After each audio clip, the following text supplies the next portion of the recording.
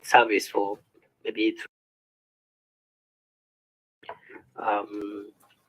with one, and then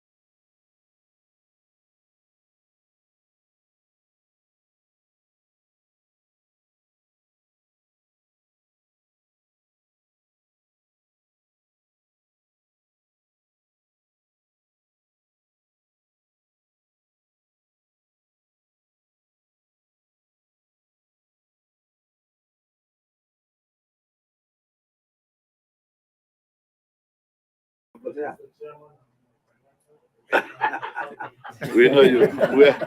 You are one of us, so welcome. Okay. Anybody else who have introduced? I can see. Please, can you introduce yourself? The man in Miwani. Have you introduced yourself? Oh, okay. You moved there. You changed position. Mushima Wera, can you introduce yourself? Yes, good morning, all of you. My name is Ongondo Were, MP Kasipul, and a member of National Cohesion and Equal Opportunity Kenya National Assembly. Okay. No any other. Okay. Waziri, you can continue. You'll have interruptions as usual. no, it's okay, Chair. On the issue of middle level management, distribution in terms of ethnicity, the table is provided on page 8. It goes all the way to the middle of page 9, and we have provided the diversity of the Kenyan people who are represented by officers in this band of middle level management, inspector to chief inspector of prisons. But Chair, I forgot to say with regard to the age table, which I discussed, the age table, which is on page 7 to 8. Our policy direction going forward is to make sure that more officers reach middle level management earlier in their career than what is shown here. The level of inspector and chief inspector would like to see going forward officers who are in their early 30s should be the majority, so that by the time they age towards 40, they're escalated to senior management, so that again we can have clear succession management, and that will help us do away with issues of extending contracts and so forth and so on. In other words, we would want more young people, more officers who are younger to occupy the senior management positions going forward.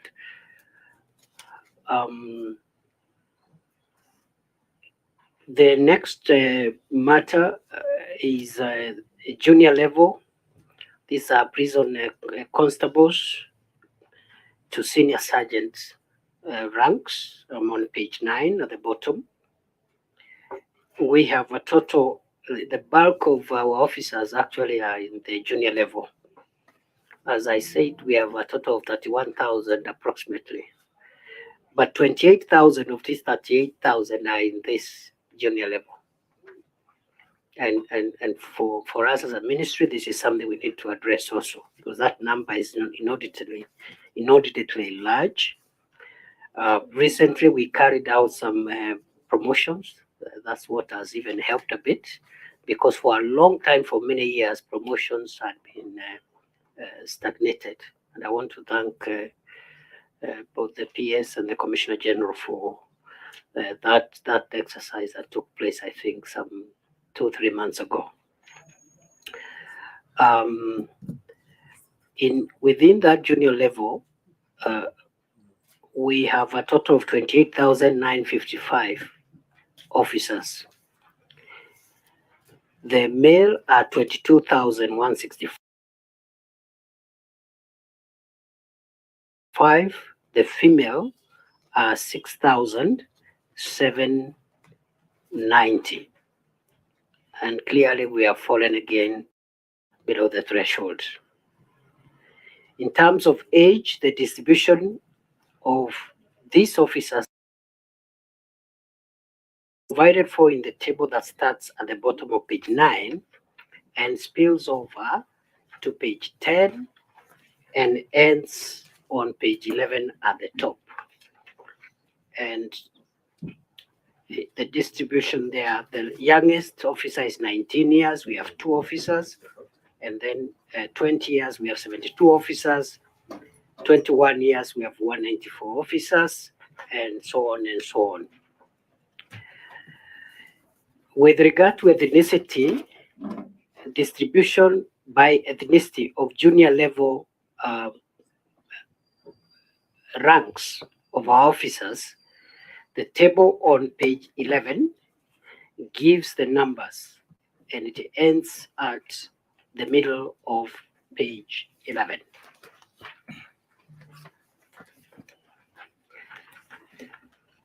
Honorable Chair and members, the total number of employees prior to the 2010 Constitution and their ethnicity is provided for in the table that starts on page 12 and ends on page 13, and the total number before the coming into force of the current constitution was 20,847. This means that within the last 13 years, that number has escalated to the current 31,000 from 20,847. Honorable Chair and members, we've also been asked to state the total number of officers recruited in the last 3 recruitments and their distribution in terms of gender, age, and ethnicity. And that information is provided for in the table that starts, the tables that start on page 13 at the bottom, of the officers recruited in the last 3 intakes or recruitments. A total of 7,167 officers have been recruited, out of which 5,036 are male and 2,125 are female.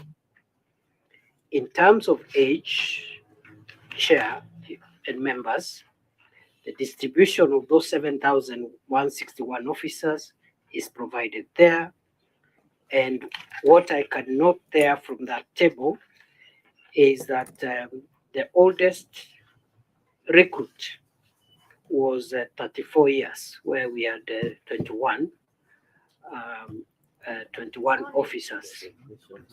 And I think this also includes not just the servicemen, but also the other, like specialists. We have specialist officers of very various professions who require, and also even graduates, cadets who require to have gone to university and even with some experience. So the oldest is 34 years, 21 officers. The rest of the distribution in terms of age is provided there. The 23, 24 years seem to have been, like the majority. In terms of the ethnicity, the table is on page 14, and it goes all the way to page 15. That is the ethnicity. And I have noted with concern for the last 3 recruitments that we didn't have a Swahili Shirazi recruit. Kenya Arab also is a 0, Kenya European is a 0, and I'm not sure there are applicants also, because again, we have to advertise and people have to express interest. And then there's a community known as the Gosha, also 0. And perhaps we'll be looking at whether or not there have been persons from these diversities who had expressed interest. It will not be good to have successful recruitments, let's say successive recruitments, where you have sub-communities reflecting 0 unless the justification can be provided. Honorable Chair and members, with regard to the compliance of the Kenya Prison Service with the Section 7 of the National Cohesion and Integration Act of 2008 and Article 232 of the Constitution of Kenya, we state as follows. A, that that is on page 17, Honorable Chair. Page 17, I'm sorry.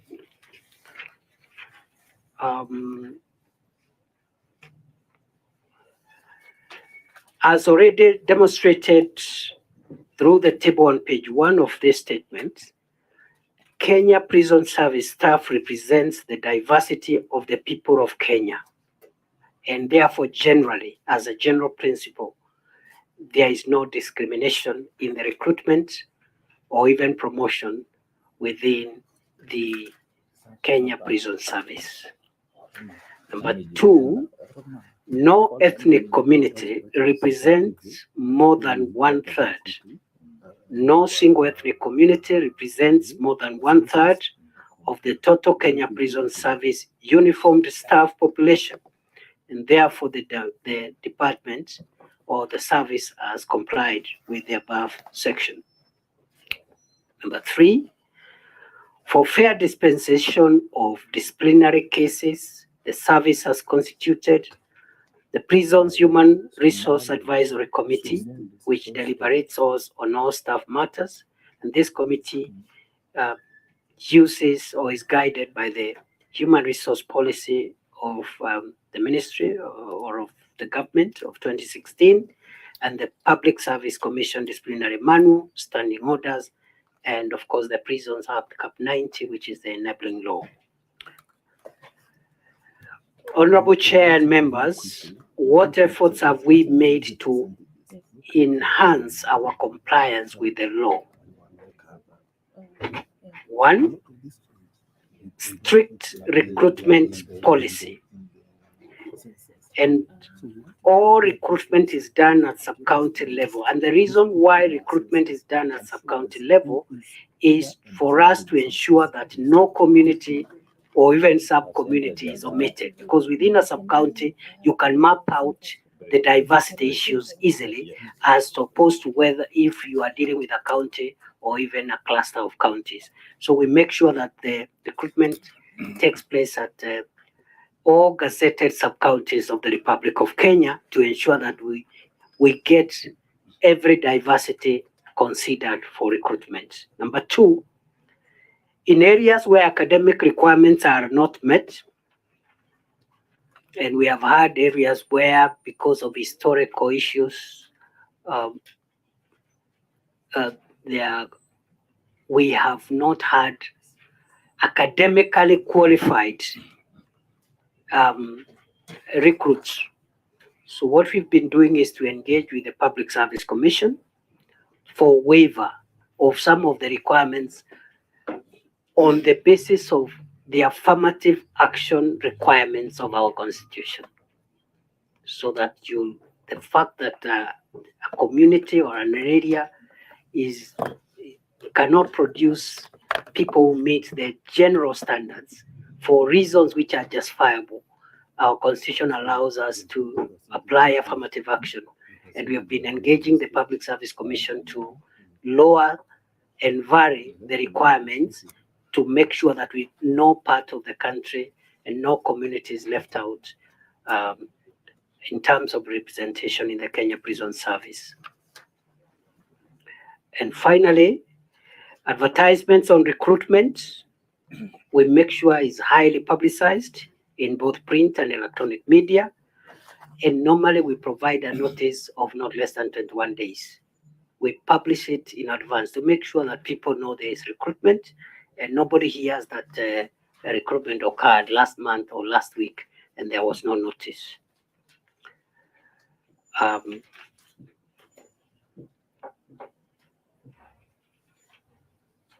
Honorable Chair, I thought I should wait until you interrupt me. No, I just saw some guests.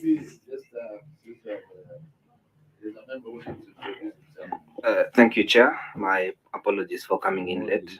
I'm Gogo Nesmas, Member of Parliament for Kajiado North. Thank the powerful and the good CS for coming this morning. Protect me, Chair, from. I need protection. Okay. I need protection. You will be highly protected. Thank you, Chair. You are safe in this place. Now,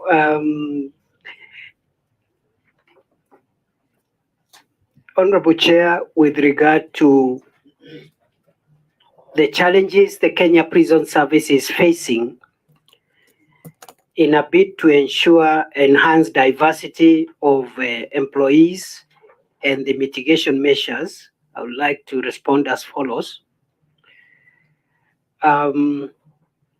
First, there is a resistance to change, and we are handling this through training modules on diversity, equity, inclusion, trying to inculcate among ourselves, among our officers, that inclusivity and diversity and equity is the fundamental requirements of our constitution, which must be adhered to, so that every person responsible for policy implementations, policy action is informed by these requirements of our constitution.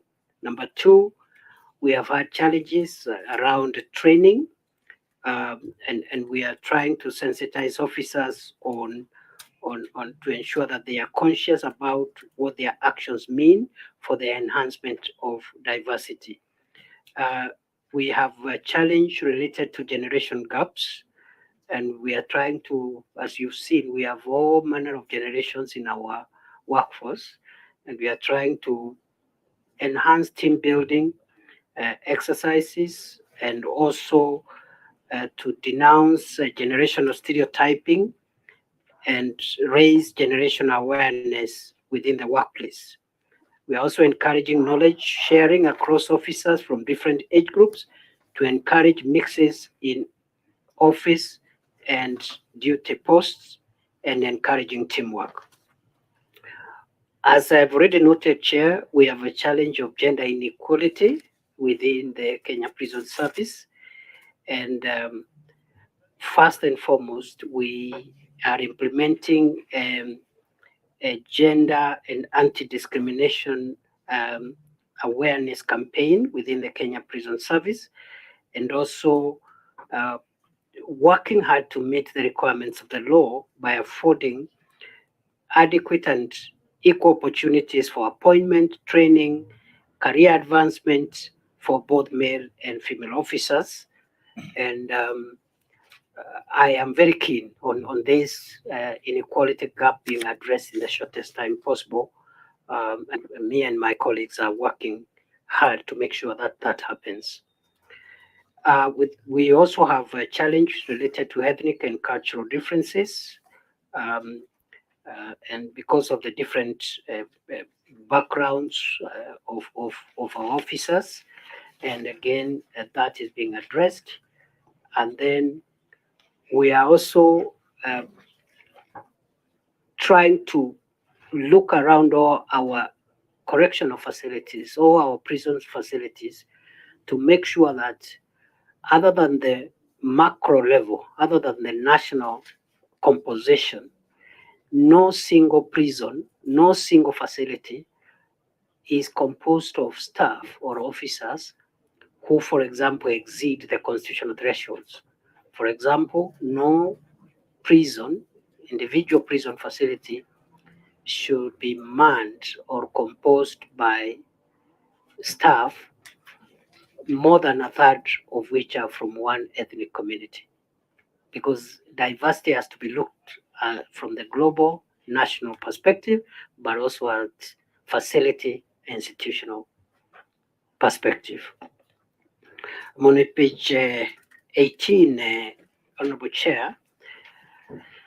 The measures that the Kenya Prison Service has put in place to promote persons with disability-friendly work environment include: one, the service facilitates the appointment of the Departmental Disability Inclusion Committee to spearhead disability mainstreaming in the department in order to comply with the government policy on affirmative action for persons with disability.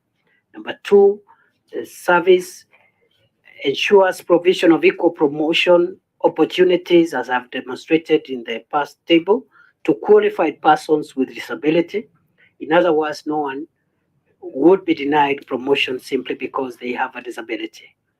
And number three, equal training opportunities are accorded to persons with disabilities, and deployment is done based on individual needs. And number four, the service has initiated collaboration with partners with the aim of supporting persons with disability by providing services that include mental health and developing strategies that address the gaps of persons with disabilities in the department, among others. Honorable Chair, honorable members, pursuant to Article 234(5) of the Constitution of Kenya, Section 31 of the Public Service Commission Act 2017, and the Public Service Commission regulations, the Public Service Commission delegates the human resource powers and functions through delegation instruments to the authorized officer. And to answer the question around the recruitment process, I would like to tell the committee that the recruitment process is guided by the following procedure. One, declaration of vacant posts. I'm on page 18, where vacant posts are declared. Number two, advertisement of the vacant posts. And number three, the recruitment of prison constables. And on recruitment also, I'm on page 19 on top. Other than the prison constables, we also recruit cadets and technicians.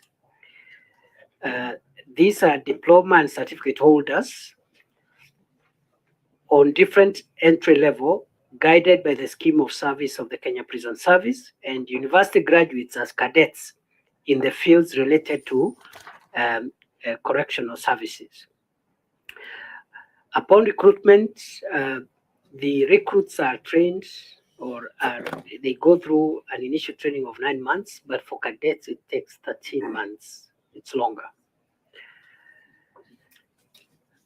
Honorable Chair, honorable members, with regard to 30% reservation for public procurement for disadvantaged groups since 2016, the table on page 19 shows that except for the year 2020, 2021, the other years under scrutiny, we have not reached the 30% AGPO requirement, but 2020 we exceeded it tremendously, actually, because the percentage was 58.5%.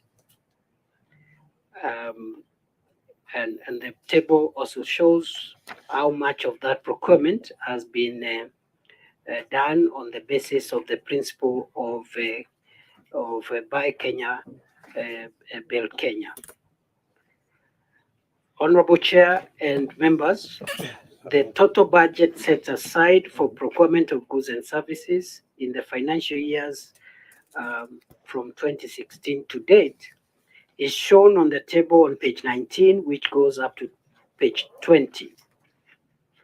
And that table explains the budget every financial year. For example, this financial year 2022-2023, we have a budget for procurement, which is about 2.5 billion shillings, and out of which 448 million shillings approximately is reserved for AGPO, that is access to government procurement opportunities for youths, persons with disabilities, and women entities, and approximately 308 million is reserved for the Buy Kenya, Build Kenya initiative achievement.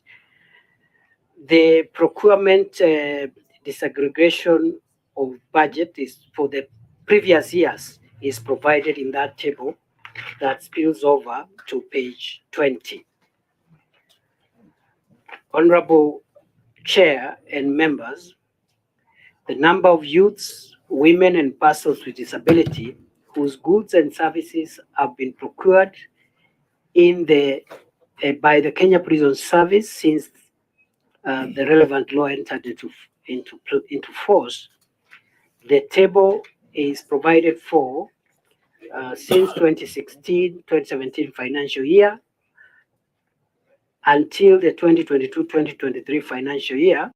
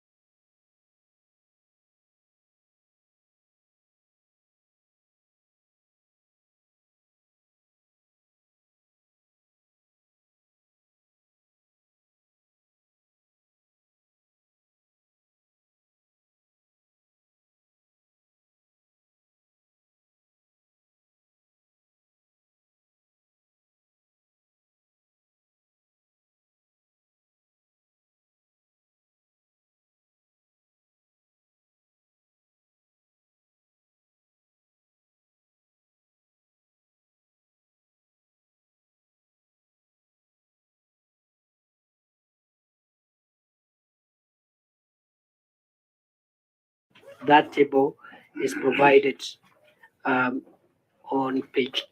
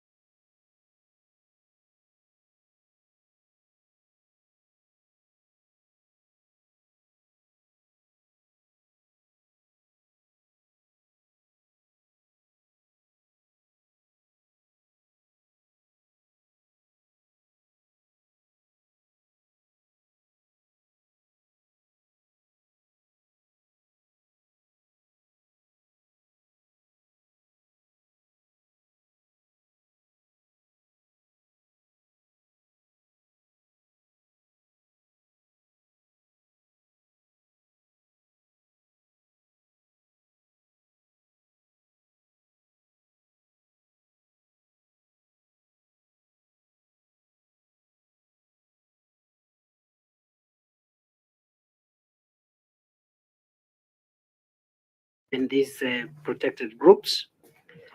Number two, there has been by bidders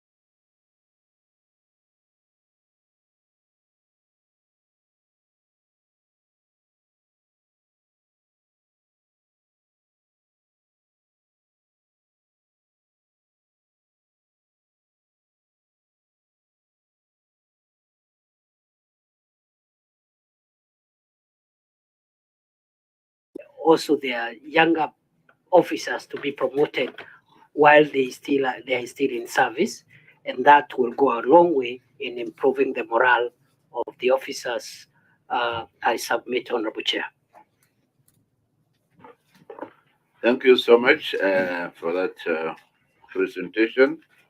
And it's now time for members to ventilate, ask questions, clarifications, comments. And I start with Engineer Zengo. Thank you, Chairman, for the opportunity. I want to take this opportunity to thank the CS for the presentation and also for getting time to be with us here today. We know he has a busy schedule every day, and I also want to personally thank him for having taken time to visit my constituency and helping me solve some problems there. Now, coming to the submission of to the report today, I have made a couple of observations. First, it's good to appreciate that no ethnic community has been left out in the prisons, in Kenyan prisons. But there are a number of imbalances that I've observed in the submission, and I'll try to capture the many that I can capture, and then the rest of the members can contribute on the same.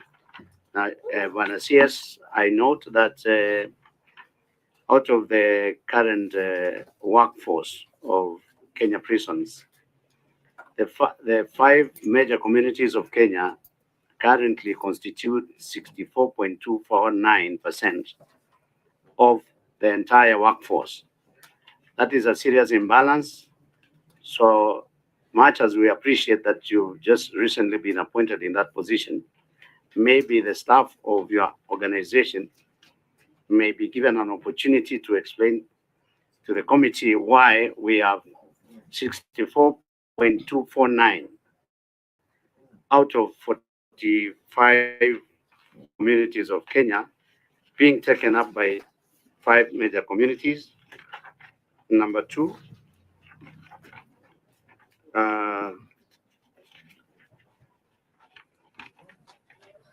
the other observation is that much as we had not indicated that the percentages were necessary, it has become very difficult to interrogate this document because of lack of percentages. We have had to work it out ourselves, and normally we would not admit a document of this form, but because of the level that is involved today, maybe we have made an exception. Chair, you will have to guide on that one.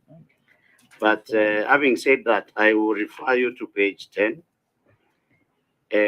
on the lower level, lower cadre staff, which is constables to senior sergeant.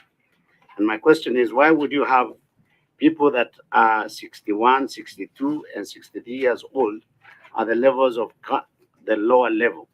What explanation can be given? Those people should have served in that organization for a very long time. And then again, I will then draw your attention to the question on the employees before August 2020 and today. And again, you realize that the 5 major communities, during that time, they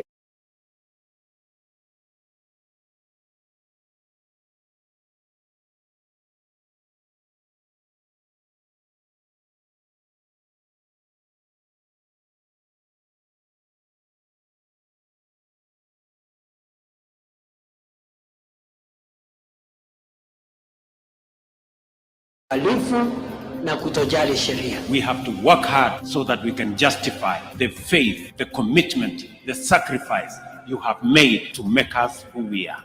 I am really, Your Excellency, very impressed by the Kindiki style of management. Akiamua ni hapa, hata kama ikuta anapitia hapa.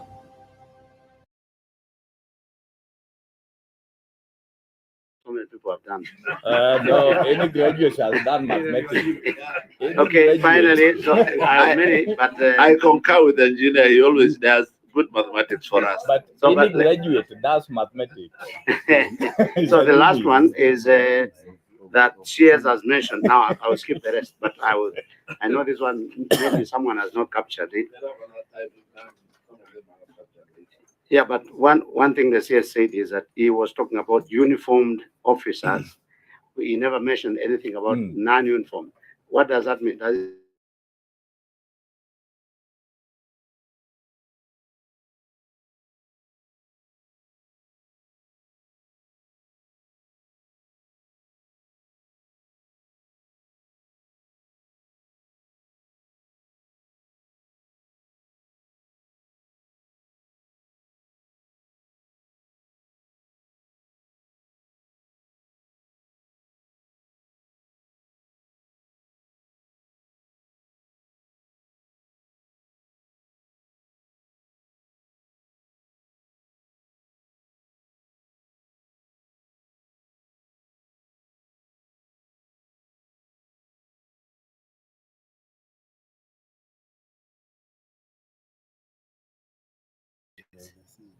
that you didn't spend a lot of time. I made inquiries. I had missed that particular section, but there's no percentage for people with disabilities.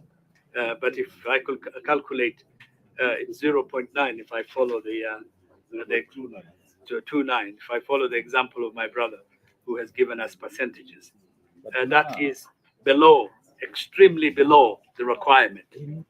Article 54, subsection 2, specifically says the state shall ensure the implementation of at least 5% of people with disabilities in elected and appointed positions. And I see here there's a major shortcoming. And I also think there's a perception in institutions like the Ministry of Interior that disability is inability, that people with disabilities cannot perform specific functions that are required of them in uniformed forces. And I think that is terribly wrong. In fact, there are two institutions in my own neighborhood, or that come from my neighborhood, that employ entirely people with disabilities, and they're doing quite a good job. So I think this is a deliberate and an intentional purpose on part of those officials under your supervision, and it is a clear violation of our constitution as far as Article 254 and 232 of the constitutions are concerned, and which you have been sworn to uphold. So I want to say that we should take that up, and I want to know what actions, concrete actions, are you taking as a cabinet secretary to address that. And then the second point that I have noted is that what is the reason for spelling out some specific communities? For example, the Somali community is described in many groups, more than any other ethnic group that you have on this list. Is there a reason for that? Why there are 10, 15 subsections of that particular community? Why is that not the case with the other, with the Kisis, with the Merus, with the Kalenjins, with the Kikuyus that you have on this list? I think this is weaponization of identity. It is cannibalization. It is balkanization, and it's not good for our national cohesion. It should be eliminated. And I want to assure you that I would support you, but when you have this little percentage of little groups, it's not possible to make sense of whether we are doing. And then finally, I wanted to know who are the other Kenyans. This is a very small percentage. Do we have other Kenyans? Why are we describing them as other Kenyans? Thank you. Honorable Jane.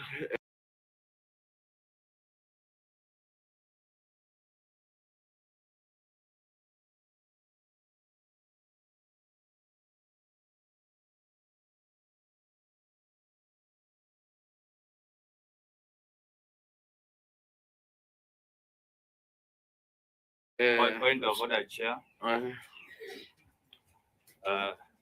Thank you, members.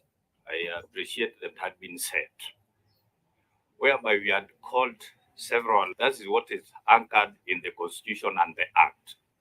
You remember over 10 organizations coming with the documents without percentage, then we had set a precedent of referring them back to put their house in order with percentage share.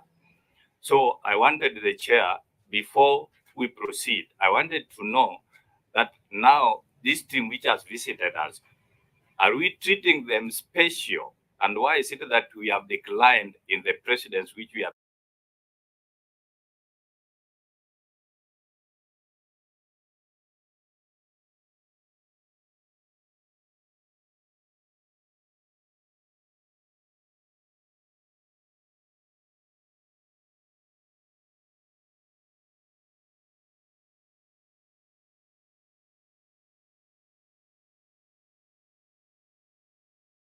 Been said. Number two, that one is on HR. When I go now to procurement, Point of order. yes, sir. Point of order. Giving these people special attention. And I respond. It was about questions of the procurement. No, I'm procurement. Actually, the procurement part of it is one thing. The only thing we, but now he has also listed the companies which has benefited. We don't know those companies. He has not even attached even minutes of tender evaluation committee as a sample. He has not even attached the letter of awards and certificates of on the AGBO. They also benefit from 7.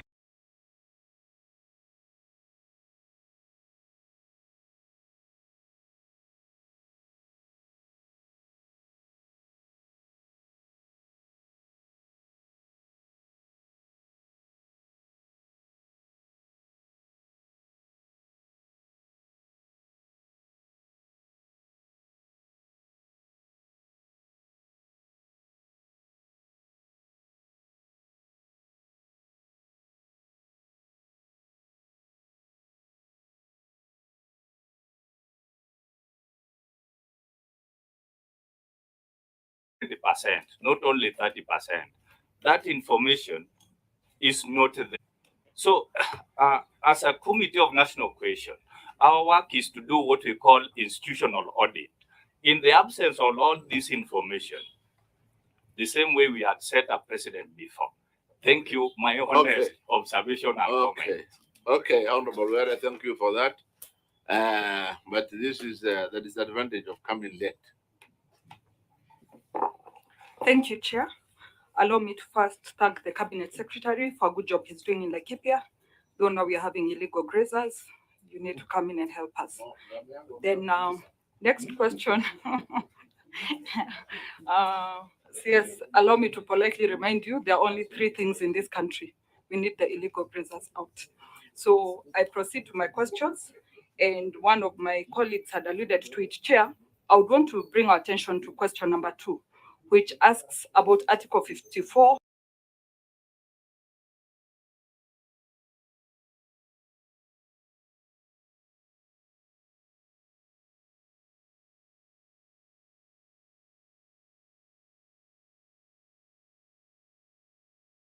Section 2 of the Constitution in regards to the representation of persons living with disability. The question remains unanswered because we'd have expected to see if you have met the 5 of 92 officers plus another 30 who are trained, so are above 60 years.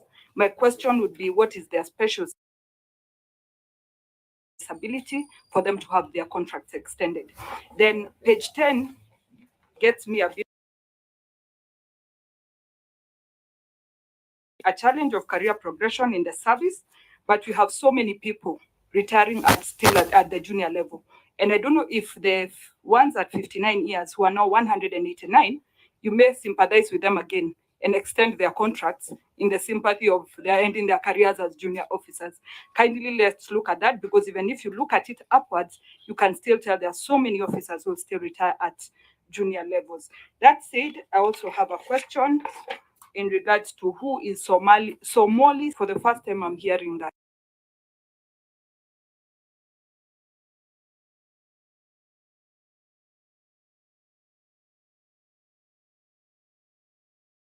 number 41.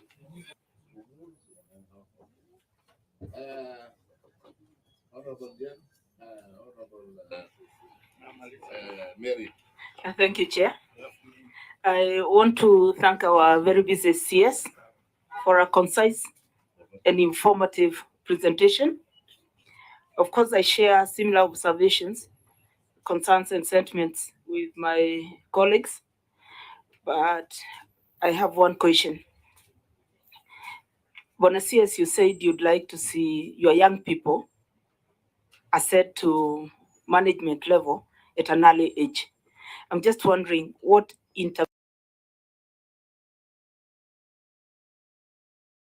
to see that happen, because I think it's a great idea. And welcome to Moya. Thank you. Can you give him to introduce himself? Mheshimiwa, just introduction. Come late, so you'll be the last to be given opportunity. Thank you.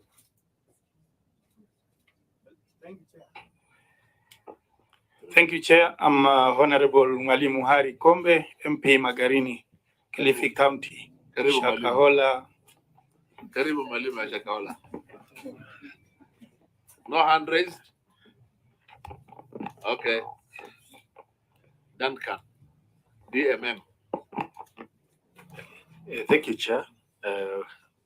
Allow me also to congratulate CS Professor Kindiki for personally taking charge of the ministry and appearing in person before the committee. That is commendable. It is a first, and I want to acknowledge.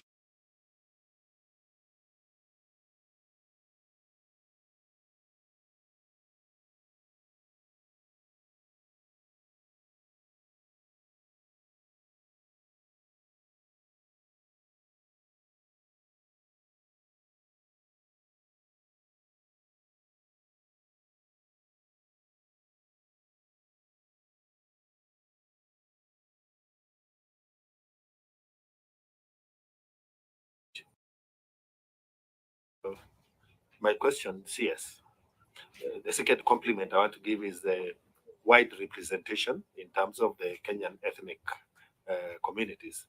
Although I think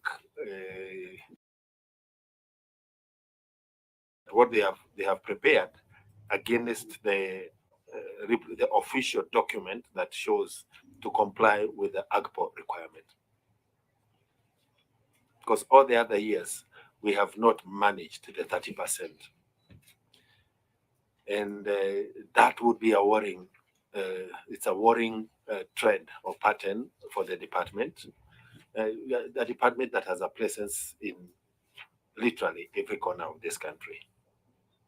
The second omission on that area is that the AGPO requirement does not just require you to reserve and award.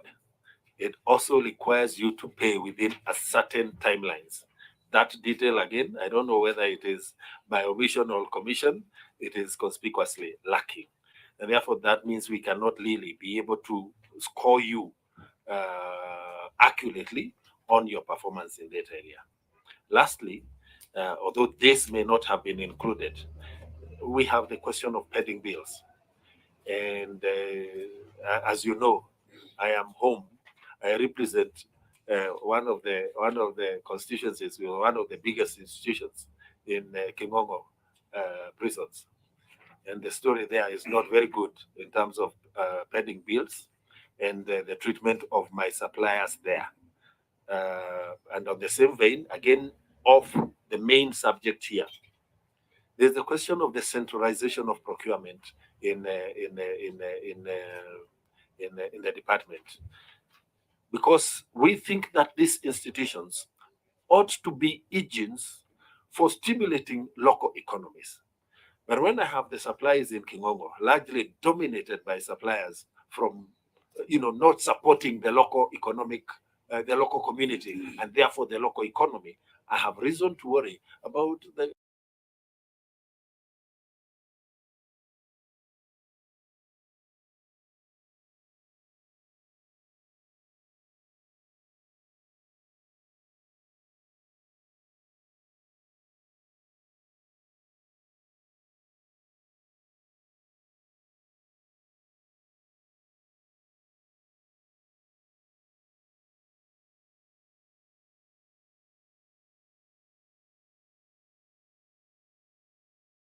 economic survival of my people and the constituency.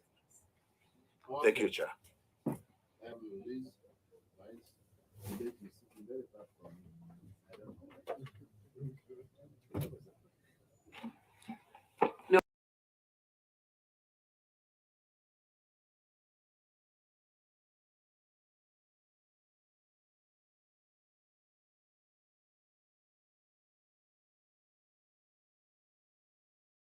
worry, Chair, invitation. And I'm happy when he actually spoke about the issue of procurement, especially of challenges. You've spoken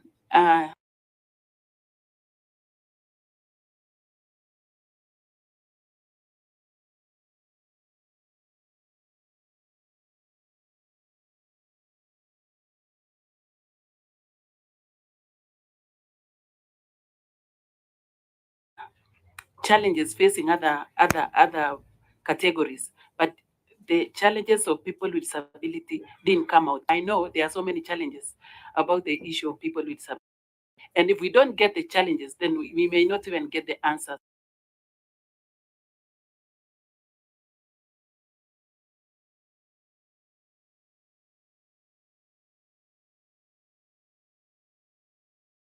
So how to address the issue. There must be a challenge. And the challenge is maybe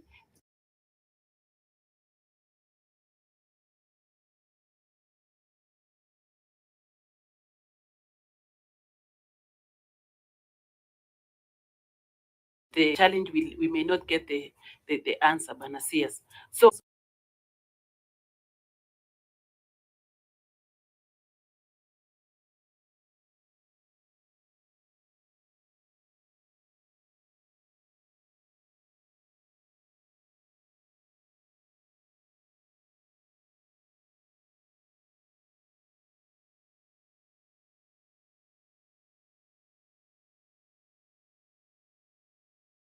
leaders, so for all of us, and that today we want to note that the institution here, that nothing is mentioned.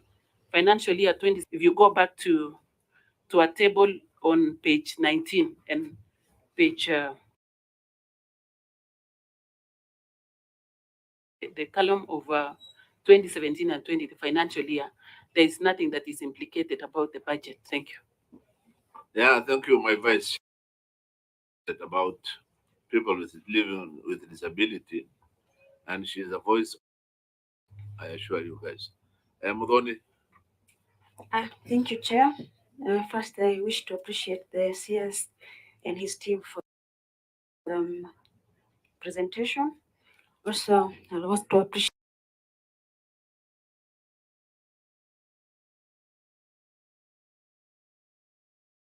Waziri for your good work you're doing in Lamu, although we're still having a lot of challenges because my people are very unfortunate. With regards to the have indicated that they are working very hard to bridge the gap. Honorable Chair,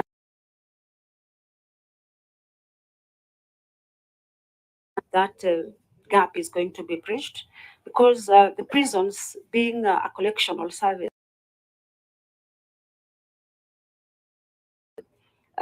you know, given our nurturing nature as women, and so we would appreciate a clear framework.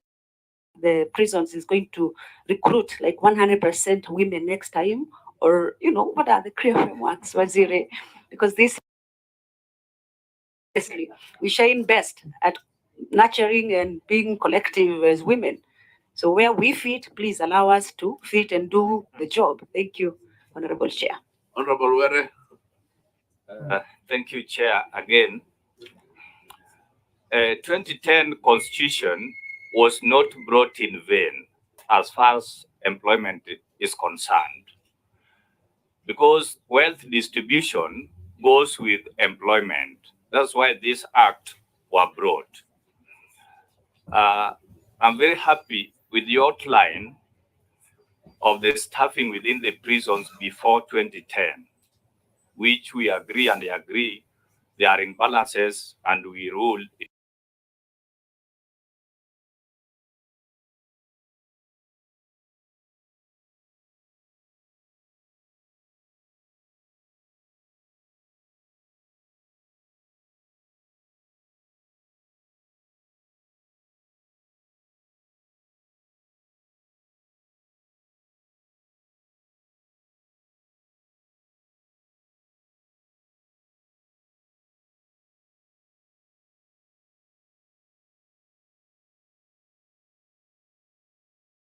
it is historical.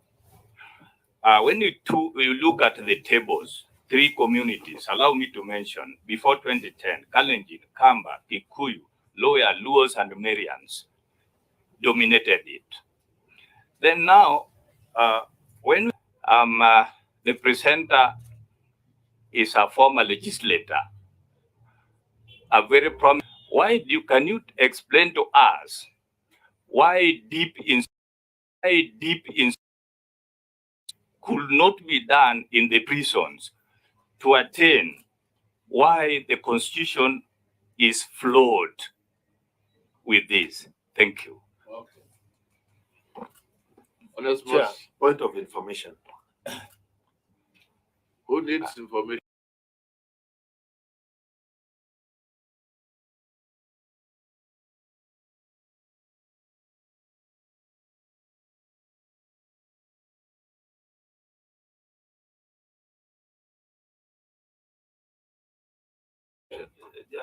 All of us, I think, Chair, if you'll allow. Okay. I think Okay, it is also paramount that this debate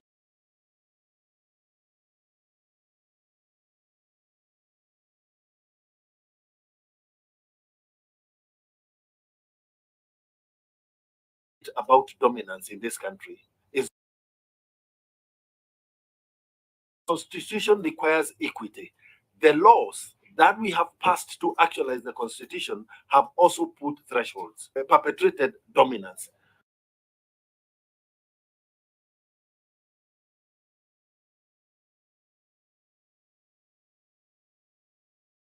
Then it is incumbent upon us as legislators to change the law. Reasons has not.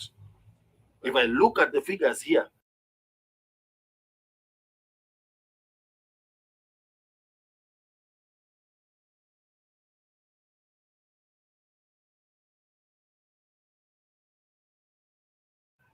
none of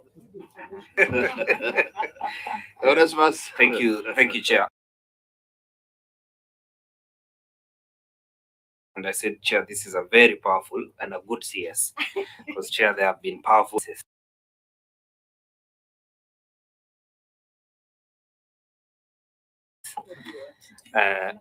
I just have 2 issues. One, but there are constituencies that have many districts because of their dynamics. What do you do to achieve on its own? Yet you do recruitment in 3-4 points in other constituencies. What do you do to achieve fairness and to make sure that at the you are able to accommodate the diversity of each constituency, specifically constituency, because that's where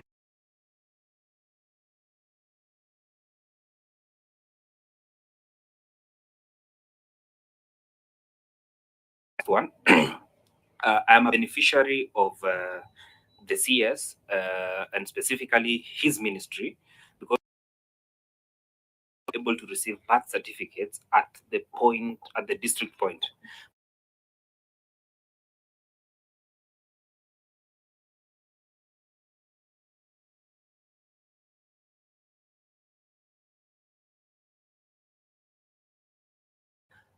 While recruiting any officer, because you are able to overcome with time.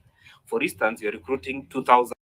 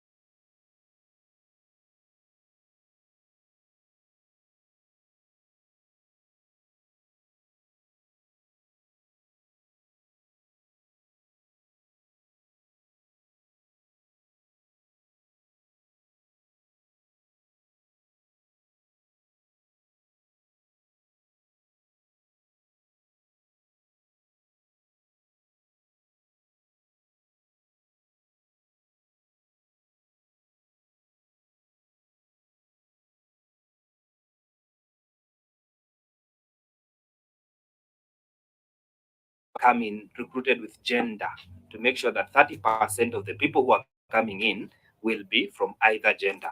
That can only happen in the different.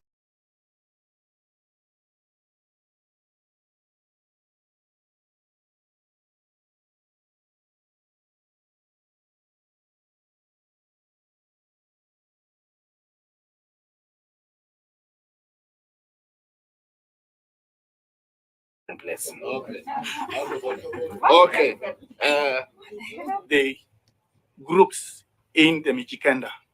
And they have been listed the Jibana, the Kambe, the Kauma, the Ribe, and the Rabai. That was Mijikenda, 40,000. And then we have the other small groups in and fairly treated when it comes to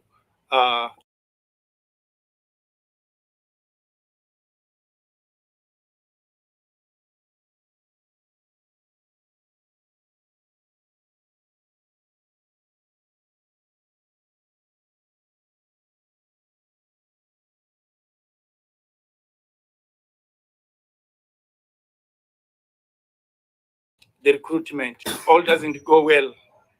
You find, and sorry to state this, but if you want, I can bring some people.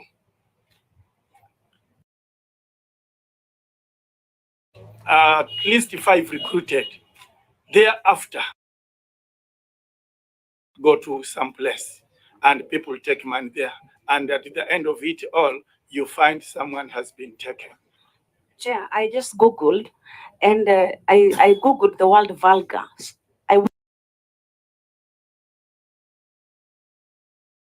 Is my proposal to have 100% women recruited. Will you withdraw, Chair? Honorable Onesmus Bokoyo, can you withdraw and apologize? Yeah, on the use of using an unparliamentary language in a parliamentary meeting. Thank you. Thank you, Chair. I withdraw. It was uncouth, but I apologize. Okay. Thank you so much. CS, you can see the vibrant team that I have. After they have asked everything, I have nothing to add to. But I have to stress some of the issues that they have already raised. And the first one being about the disability.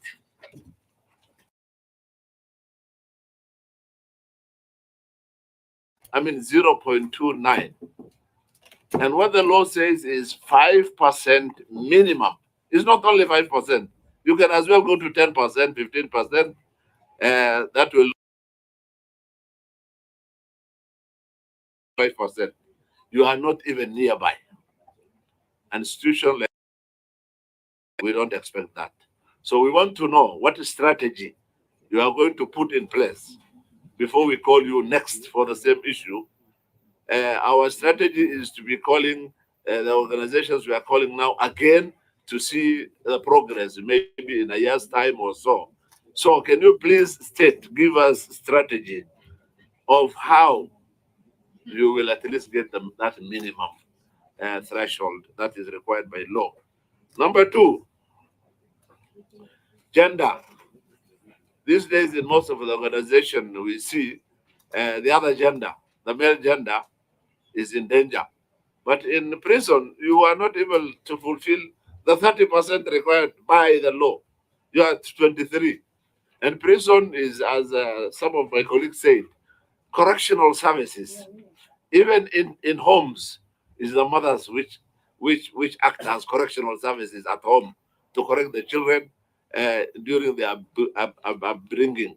So prisons, we don't expect you to go below the 30%. It is unconstitutional, and you have not complied with the law as far as that is concerned. The other issue is, as my very able member of Nyeri Town MP says, you have done very well, that there is no community which is above 30%.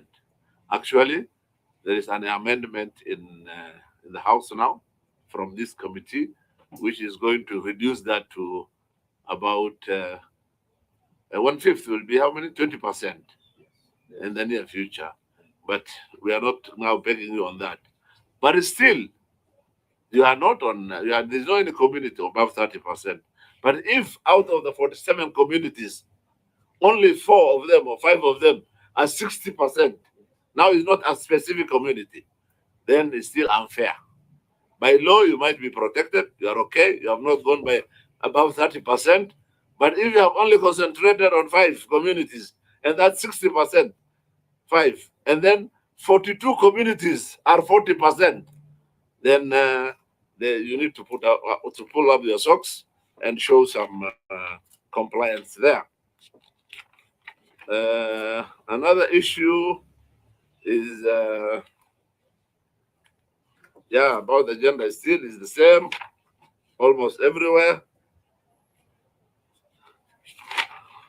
Yes, a lot of this has been said, so I don't want to repeat. I want just to stress a few of this. When it comes to procurement, when it comes to challenges, challenge like resistance to change. Very well, but to change, who is the or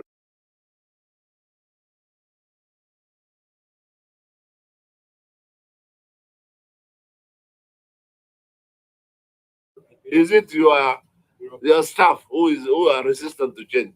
We need some clarification who are resistant to change. And then still under challenges, number 2, I'm seeing something called sensitizing officers on. We don't have any ex-soldier also here. So please explain what Imam Parade means there.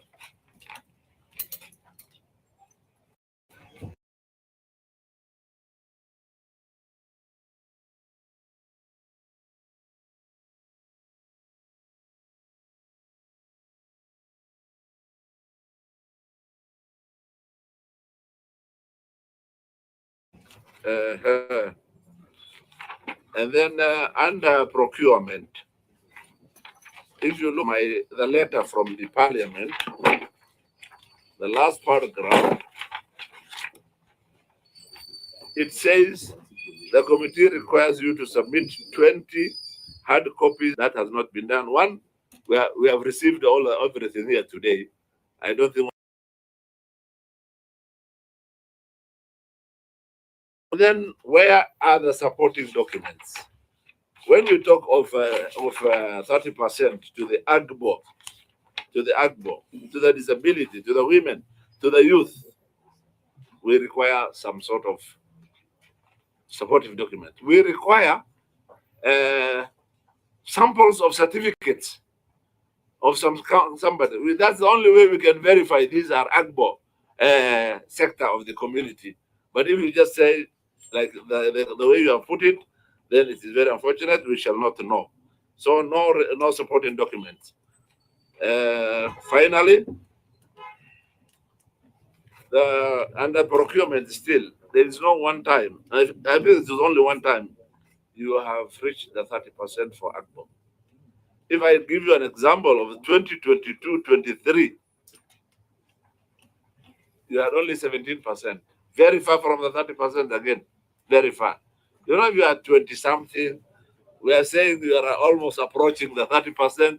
You are with 1 or 2 steps of improvement, you will be there. But when you are at 17%, the final year, 2022-23, then you are very fast. So can you give us a strategy?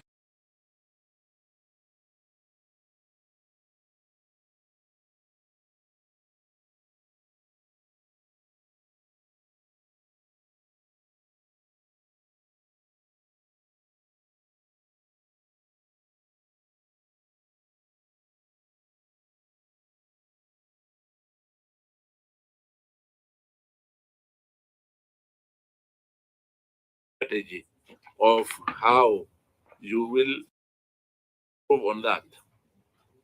Finally, we said from the start of the meeting, at the end of the meeting, after you have responded to all this, we need this document to be enriched. One, all percentages should be there.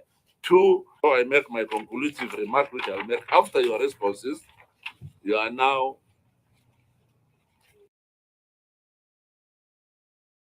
respond to those very few questions that has been asked.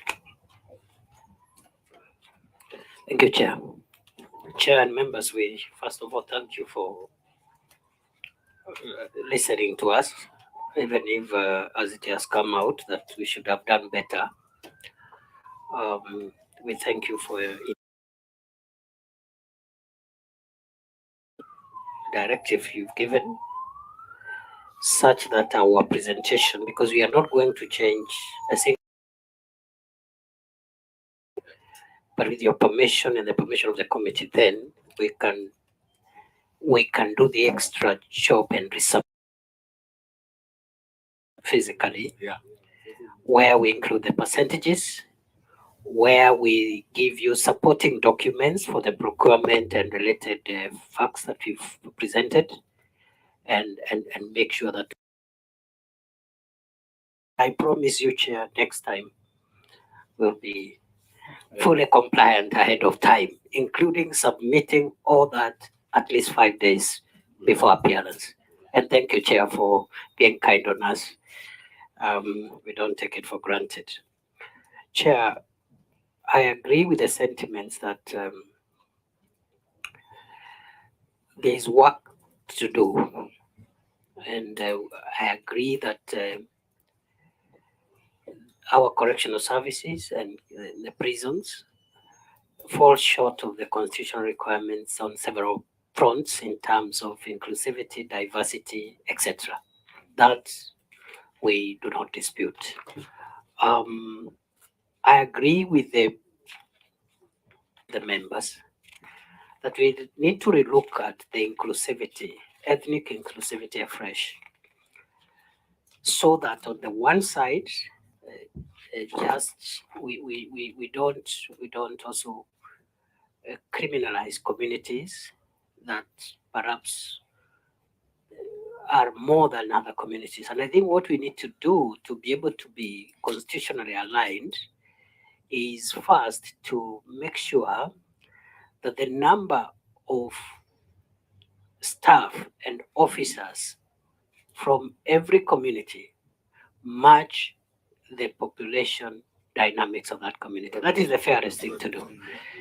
And that is something I promise I am going to sit with my team, and I will ensure that the next time I appear here, I'll report progress. We have to comply, and we cannot allow certain communities of our country to feel excluded. And we're going to develop a matrix and a roadmap of ensuring that equity, so that more populous communities have more people, but also every community, including the smallest, must be represented. There should be no community with a zero. And we'll go out of our way to make sure that when we do recruitment, we will reach out and sensitize every community to make sure that they participate and they apply. And where, as I said earlier on, for whatever reasons, which are historical and structural problems, some of the requirements cannot be met, we'll ask for waiver, which is also allowed in our constitution and the laws, to make sure that every part of Kenya is represented. Chair, and therefore, subject to your directives, we would request for, if possible, 7 days to resubmit the new documents, but so that we get everything in order. Then there was a question around many officers retiring at the lower cadres. Again, that is a problem of succession management, which I'm addressing, in the sense that, of course, not everybody should rise from constable to commissioner general. It's not possible in any organization for various reasons. The levels of discipline, competencies, hard work are not the same. But we are worried when so many officers stagnate in junior positions for long. And when I came in between the PS and the CGP, we worked out a program where we have started expediting the promotions with the support, I must say, of the Public Service Commission, because we found out for many years there are people, officers who have been constables of prisons for 15 years, 16 years, and the morale of such an officer will not exist. They will not. We cannot justify why somebody can be a constable of prisons for 21 years, 22 years. The same is happening in the National Police Service, and we are working around it. Unless, if it is the policy in the future, if somebody is hired as a constable for life, as it happens in other countries, then they will know they are constables. Yes, if it's a prisons or a police constable, you are within the constabular ranks, and you are only promoted as a constable, but constable 1, 2, 3, that kind of thing. But the current legal and the policy framework we have inordinately too many officers spending a long time on junior positions, and that has affected the morale of our men and women in uniform. We'll correct it, and we'll be reporting progress every year on what we are doing to correct that. We also, Chair, if you allow me, we're also working on succession management at the leadership. As you've seen, and it was the case also for the National Police Service until some times back, we have been unable to ensure we professionalize the Kenya Prison Service and make it attractive enough that its leadership is grown from within, and it is automatic. It's almost predetermined in the sense that somebody can actually plan. If you're a good officer with good skills, you can actually rise and get promoted. As you're aware at the moment, and I'm not blaming the current Commissioner General of Prisons, he's from the military. And we have sat down with him. He shares the same views as I do, that should stop, because it's demoralizing when other discipline forces are coming to lead in another discipline force. We used to have the same issue even with the National Police Service until the legal amendments of around 10 years ago. We are going to do the same for the Kenya prisons. I have made it clear this is the last time we're going to have an officer outside the Kenya Prison Service leading the Kenya Prison Service, because it demoralizes the officers who we recruit every year if they cannot aspire to rise up and so forth. So we are working on that area on succession management, career progressions, promotions, and much of it has been addressed in the Presidential Task Force report. It's only that I didn't want to preempt it. The report is ready. I think it will be presented to the President by the Task Force Chair, Justice Maraga, on Wednesday next week. And much of it, we have addressed it. That reform has been addressed at that level. The officers who are over 60 in lower ranks are persons with disability who retire at 65. The lower ranks. I said the lower rank because we also have officers in senior management who are above 60. Those ones are beneficiaries of extended contracts at senior level. And we've said that has come to an end. We will not be doing that anymore. Those who are lower level are there at 65 years. Then, Chair, there was a category known as other Kenyans. I'm informed that is mainly the Nubians who are been in this country for ages, but there are issues around citizenship which continue to are being resolved. But Nubians have somehow found their way into the public service because they are Kenyans anyway, and they're part of our society. I agree with the member for Kamukunji, and I agree. I think as much as I visit the rest of the country, I should also be visiting Nairobi. But I agree with the member for Kamukunji when he says that the disaggregation of the Somali into clans is not helpful. Why we've done that is because of the demands at the local level when we go to recruit. They tell us, we have this clan, we have this other one, we have this other one, and they would like every of their segment to be represented. I agree that, and that also responds to the question raised by the member for Magarini, the Honorable Kombe Mwalimu, because it is true, if it is the Mijikenda, we need to do intra-community equity. Because you can say Mijikenda only to realize that maybe it's only the Duruma or only the Chonyi. You can do that too, but our position, Chair, is that we should stick to the communities in our reporting, the ethnic communities officially recognized in Kenya. Yes. And there are 45. 47. But, yes, and 47. But over and above that, as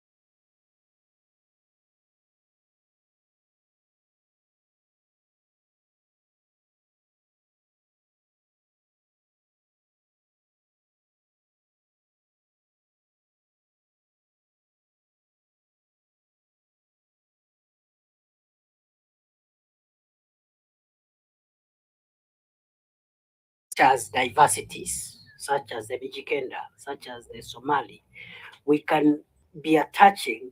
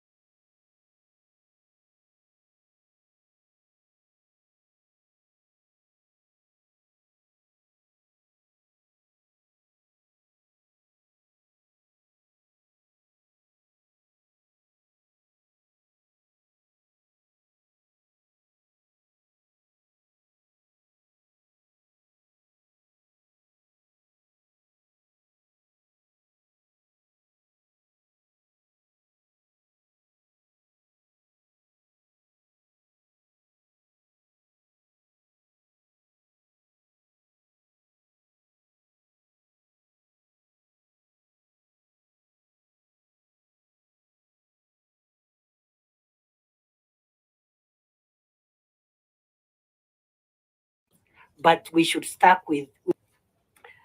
I've also been asked to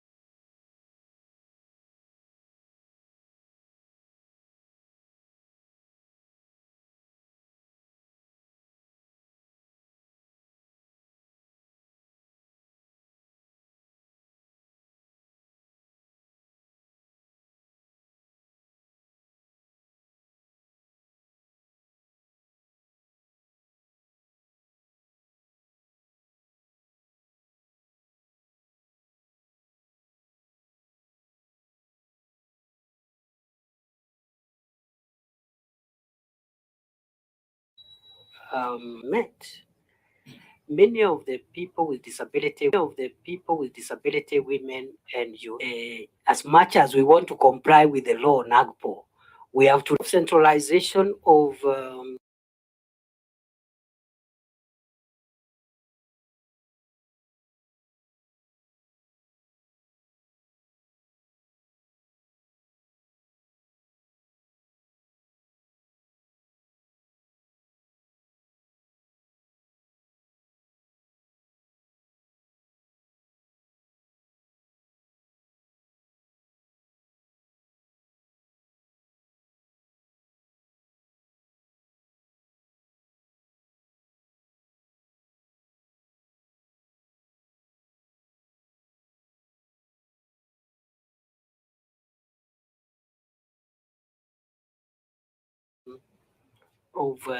procurement, an institution that is located, and we have institutions across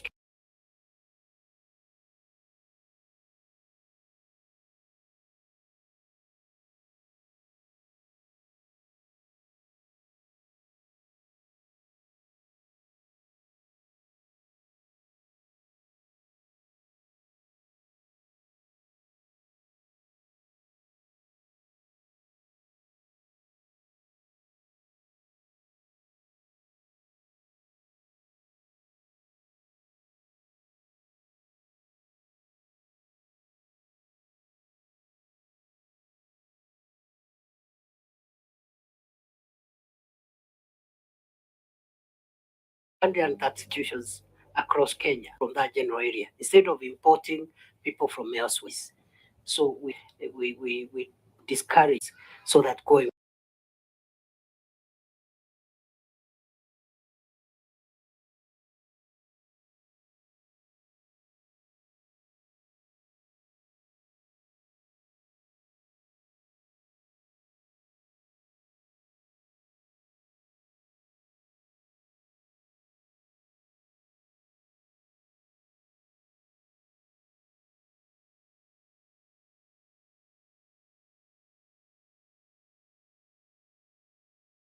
forward, we can start paying suppliers promptly. Samples and documents that show who are the actual successful beneficiaries. Parades